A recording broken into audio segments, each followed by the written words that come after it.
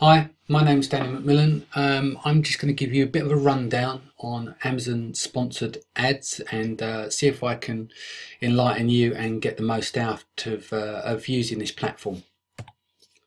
So basically, how does it work? Well, Amazon sponsored ads is a platform very much like Google AdWords. It's an auction.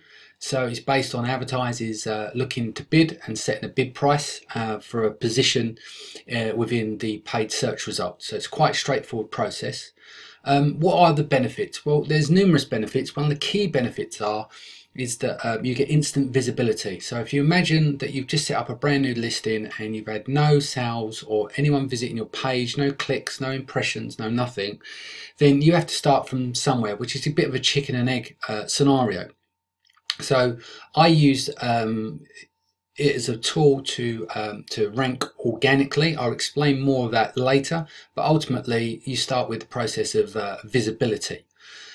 Some people, well, quite a lot of people say, when do I stop using it? Well, I would say that you have pay-per-click as a product cost. And what I mean by that is it's an ongoing cost, very much like transport costs, or it's artwork costs, or anything that costs towards your product, because you can use pay-per-click as a tactic to help sell more units. And not only that, if you can make the numbers work of pay-per-click self-supporting and selling the products on their own where there's enough margin, if you can work out how to scale it, you can sell even more units, which are going to be a knock-on effect to your organic sales. So over in the States, they are currently rolling out the new features, which includes bulk operations, advanced match types, and the new search term report. I won't go into graphic detail here. I'll post a 24-minute video to the group that breaks down these, but I will give some overview.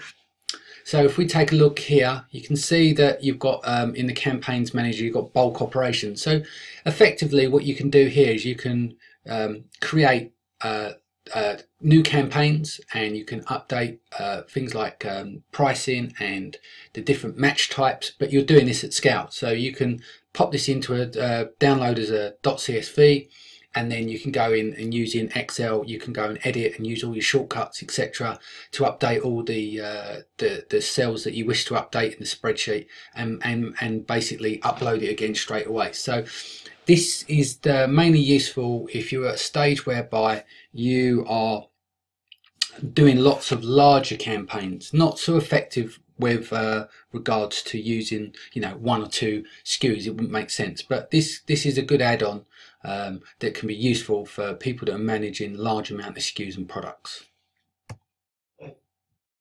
Match types. So as you can see from here, this is the manual interface, and you can see there's a drop down menu that's currently stated to broad, and what I'm demonstrating here is that you can use broad, phrase and exact match into the same ad groups. Of course you can separate them at all, but this is just a quick overview. It's not very difficult. I know you guys don't have access to this at this moment in time if you're operating in the UK only, but it's very straightforward process for setting up procedures of using different match types. Okay, so this is the default position. Everyone starts with broad match. This is what are on UK and European accounts, the way it's structured, but obviously they've now added these variations. So just to give it a bit of a breakdown, you can see the table on the screen whereby what broad match works under, and it says all words included in the search, and search terms can be in any order. This has the greatest reach and will maximize the variations of your keywords. Obviously this gives you less relevance, but it's the one that you can start with, or at least you can measure off against exact and phrase match. Phrase match is slightly different. The exact phrase in the same sequence is required. Plus they may include close variations. You can see there where I've used plurals as an example. But obviously this one's a little bit more restricting than the broad, but this is far more relevant to the user's search. Exact match. So this has to be used exactly as the user has typed into the field, but may include very close variations such as plurals. So there is a little bit of confusion here, because you'd think, well, if it's exact, it would be exact, but Amazon's allowed for a little bit of bit of manoeuvring, a little bit of room there, just so that you can scoop up more targeted searches, but including those additional plurals, etc. This will be the best way of managing an account if you're on a budget, and also to cut corners on wasteful clicks and impressions. Okay, so these are some of the tools that I've been using for a while. Some of these are obviously paid tools, and they work in different ways, but I thought that I'd show to the group how, give them a rundown how these work, so you can pick and choose for the ones that you like to use. So we'll start with the ASON keyword generator. This works on the principle of the searcher searching in the field on Amazon, which is the autocomplete. So as they start to type the search phrase, like for instance garlic press, it will give you some options as you're typing. So as you can see here, it gives you the rank order, the site that we're working from, so Amazon.com it says here, and then you've got the seed keyword. So this works in the process of alphabetical order. So if you put in garlic press, and then as you type A, you'll start to see these words appearing in the keyword panel there. So it just gives you a quick example and an overview. Very much like Google search, it's predictive, so it'll correct spellings and things like that. But this is where this information is extracted for this tool. Same goes for the AMS tracker. Some people might use AMS tracker because they're tracking their keyword ranks, or they're tracking products they're currently researching, or they're tracking their competition. And so this is already got an add-on tool, so you wouldn't necessarily have to buy another tool. You can use this as you're using the program anyway. Works very much on the same principle, as you can see there. You put in your search term, it gives you the suggestion, and then from there you start to create your keyword lists. Okay, this is the old-fashioned ghetto way, so you can achieve similar kind of results by obviously typing into the search field, and then you'll get suggested searches appearing in Amazon. Obviously this takes a bit longer, but if you're just getting started and you're not using any tools at this moment in time, or purchase any tools to use, then this is one of the ways that you can do it. Again, it will take longer to start to build it up because you have to manually write out each of those keywords. But obviously you can choose the ones that you think are the most suitable. Okay, so this is a tool that's a completely different process in terms of how it works. So instead of this taking information of a user searching in terms of the autocomplete field, this takes a look at the ASIN, like the product page on Amazon. So what this would do is it will extract the data. So Keyword Inspector you can buy credits for.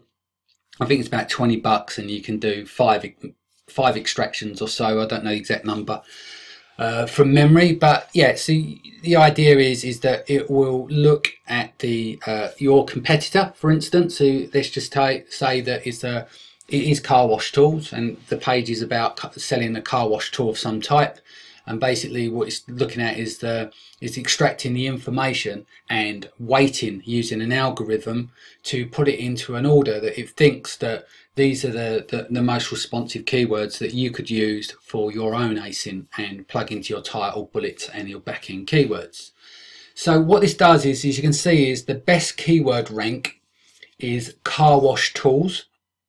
So that's the key word. So if you were going to put this in your title, ideally you would use car wash tools in your title near the beginning of the title, because as I understand the structure of the title, it puts more weight to your keywords if it's at the front to the title, because it's giving it a more prominent position.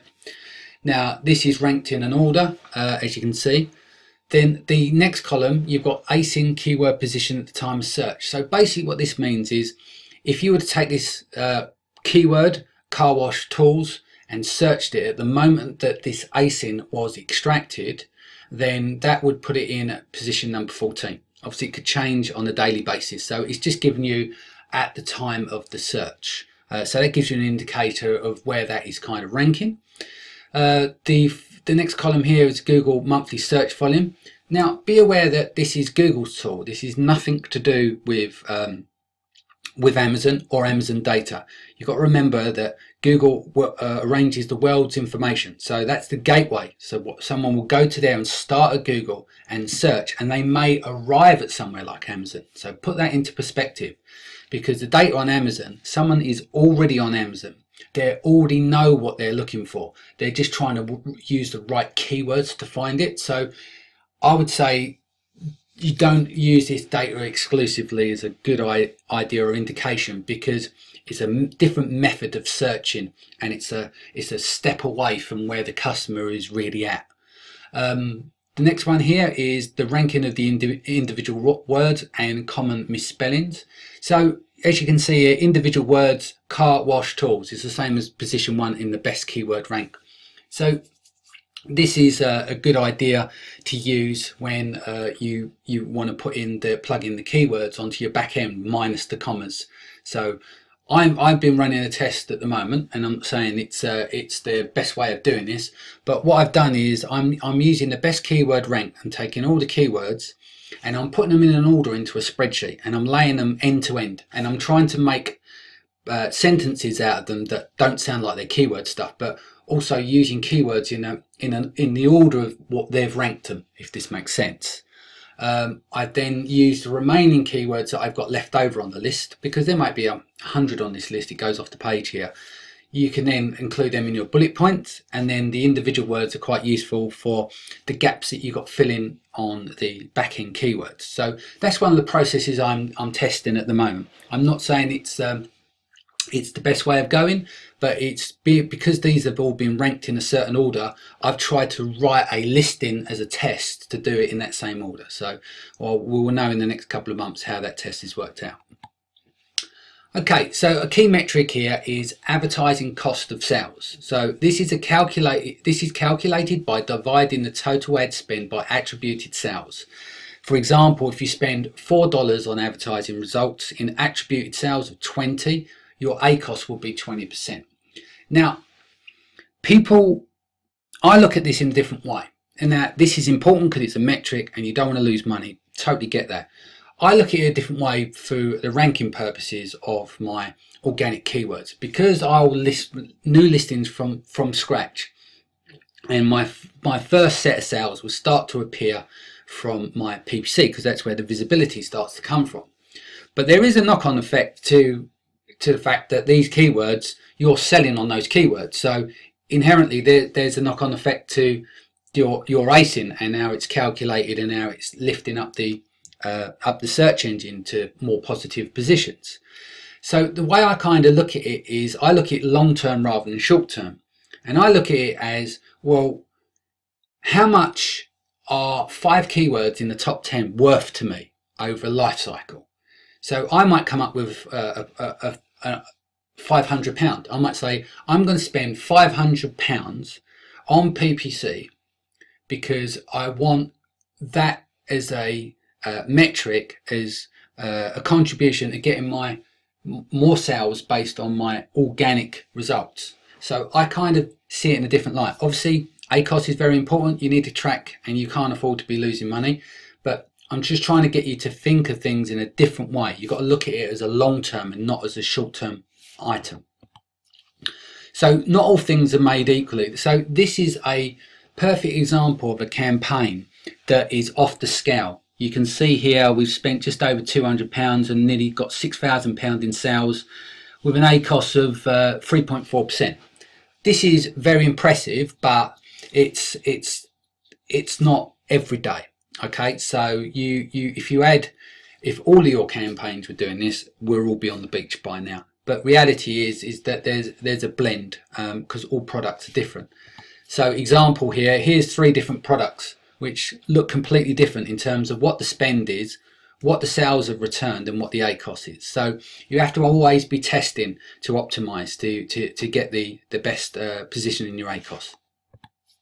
Okay, so in this case study, so what I'm trying to achieve here, and you can be the judge of this yourself, the data that we're using here is data that I've measured and tracked, and I've provided, because I believe there is a correlation between using PPC to help with organic rankings, because if you've got a brand new ASIN that's up, it's got no history, it's got no authority at this stage, and so I use PPC as a tactic, and I've chosen 3 different products to work with. So with the process, we purchased 3 products from AliExpress.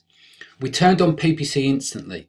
We didn't go after any reviews or done any giveaways at the very beginning, and we added the keywords to AMS Tracker from day 1 to start tracking. So here we go again. So it's the Kickmats Auto, Stroller Auto and 7F Auto.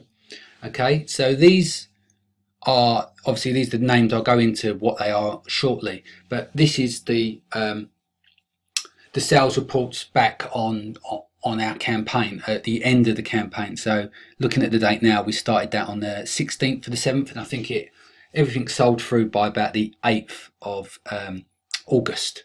Okay, so here's the overview of the dashboard. So if we break these down individually, the Kickmats, you can see here what the spend is, all the sales overall, the PPC sales, and the difference. So what stands out here is that you can see all sales means gross sales of all the products. Yeah, so I've listed a product and I've done nothing to it other than run PPC, but you can see what PPC sales have been attributed, and you can see the difference. So in the final column, the Kickmats is £3.01 difference, so that could be an accounting error in terms of the software of the way it's been reported. But the stroller, that's slightly different. You can see there's an £81.90 difference. So where did those organic sales come from if PPC didn't help in any way? And then you've got F7, which are dog clippers.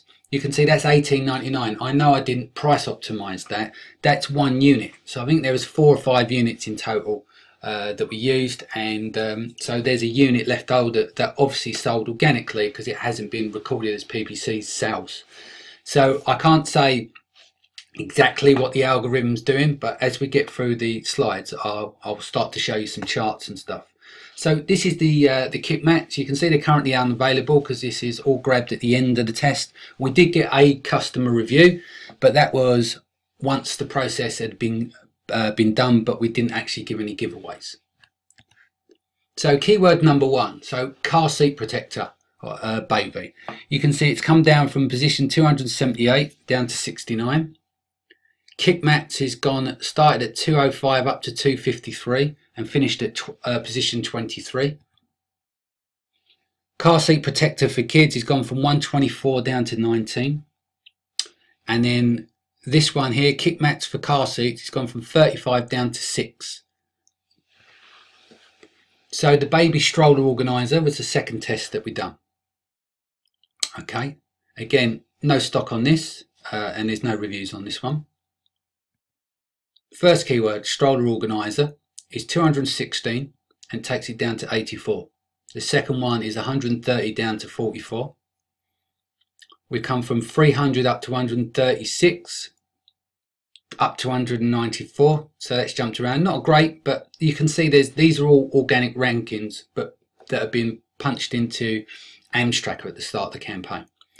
F7 blade. Okay. Again, this comes in straight in at number 18. This comes from 72, and you can see it goes minus 300. It drops out once products go out of stock. Obviously, the rankings are affected. And then the 7F blade in at 13.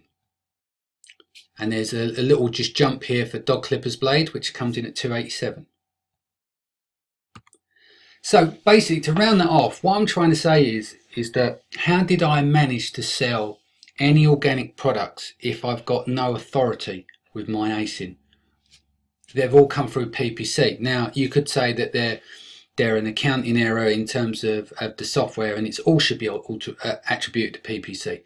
But I like to think of it in a way that what's happening is that we're giving our ASIN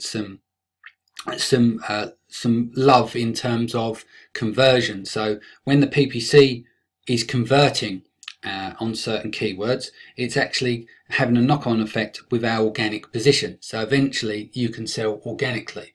So I use PPC as a tactic to look at the long term and to increase my organic sales. So therefore I include this as my product cost.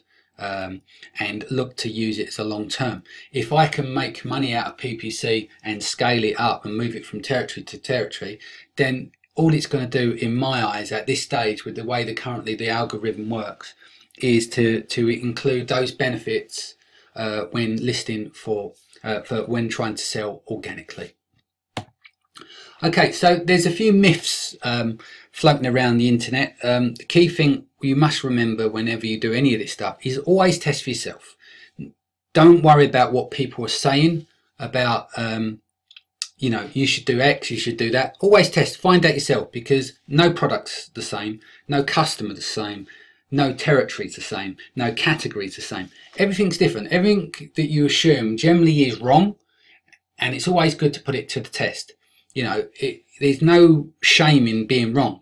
You should enjoy the fact that you run a test and you had a success and you guessed it wrong and it was complete opposite, because at the end of the day you still got a result out of it.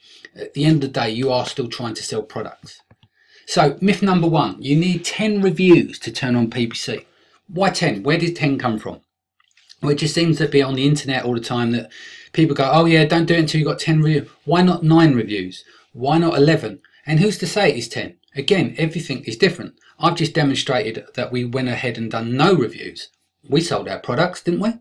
So you should always question, you know, you don't need 10 reviews. And on another side of it is that while you're spending time, let's say it takes you 2 weeks to go and get 10 reviews, okay? That 2 weeks, you're not selling anything. You could turn on your PPC on auto, you can find out what the great keywords are, because Amazon actually give you some of the best keywords, because it's in their interest. They're about conversions at the end of the day.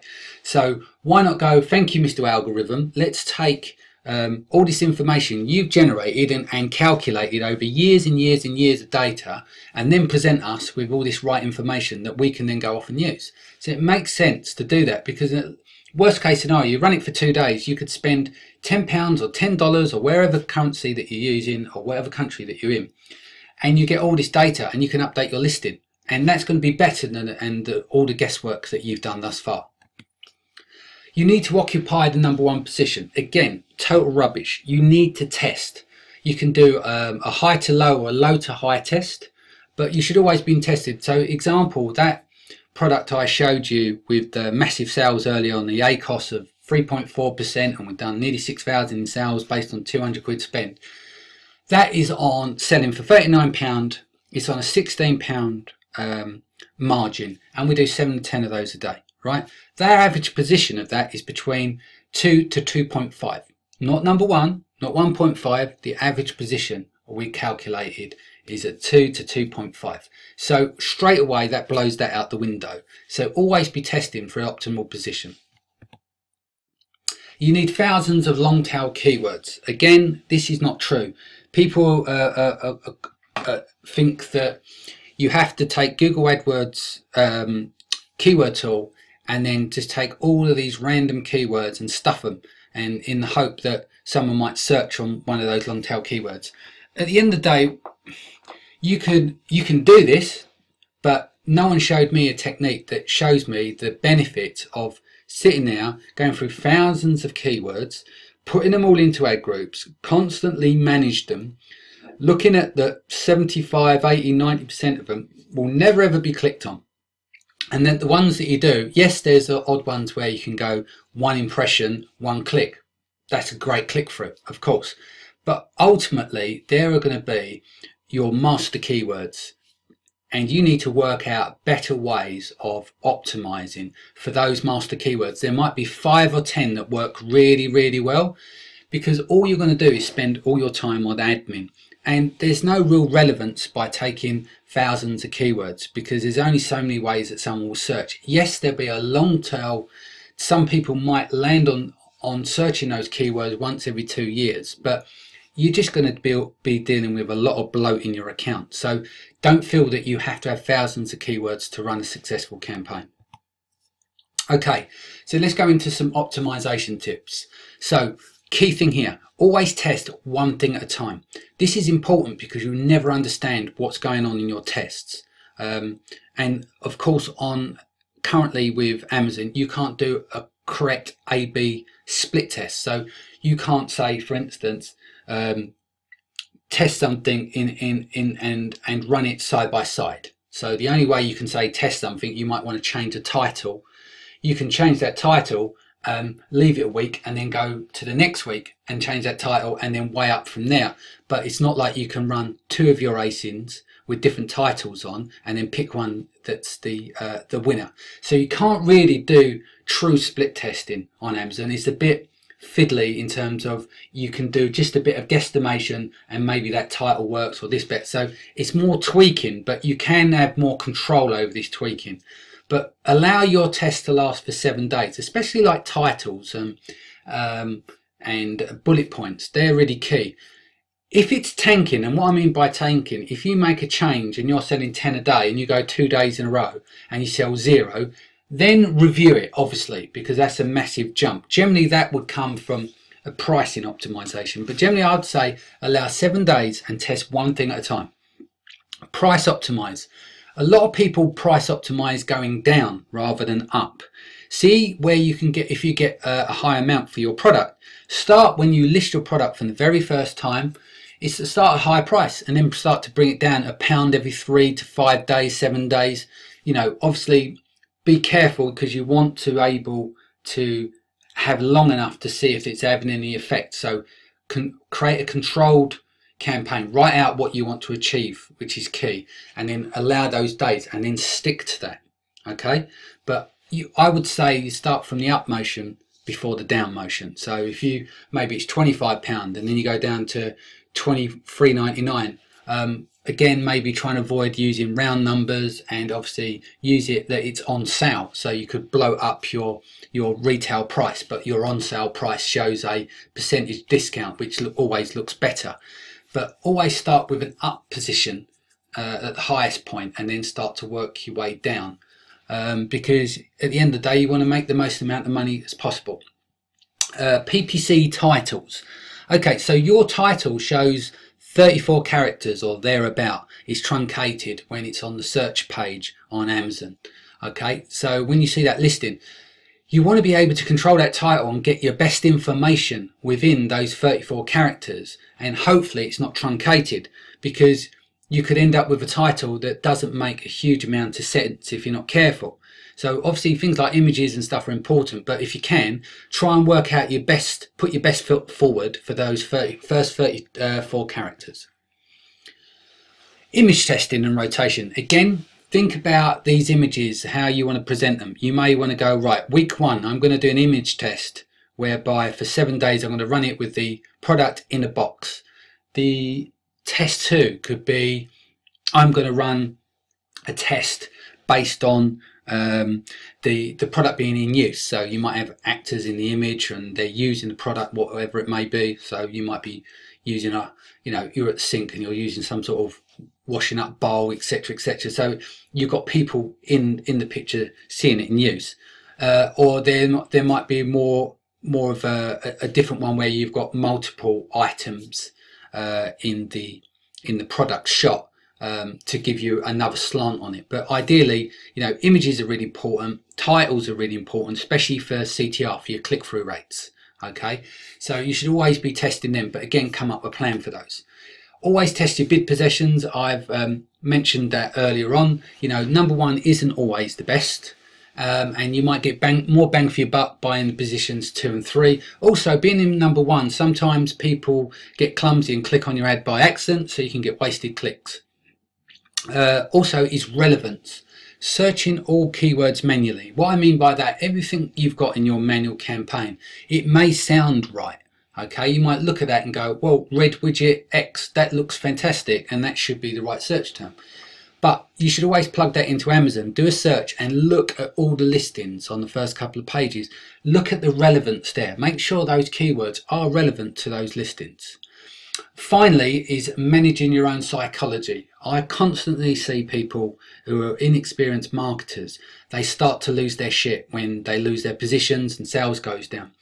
you've got to play the long game on this, and you've got to come up with tactics. It's very easy just to up your bids all the time and try and beat the next person, but that isn't always going to be of a benefit to you, because all you're going to do is drive the market price, and you're going to drive it up for everyone. So I would be smart. Take a deep breath, spend a few days, review what's going on, and see if you can make improvements everywhere else before you start messing around with pumping up your bids just to beat people, because it's a very common tactic in America, and the cost per clicks are going up through the roof.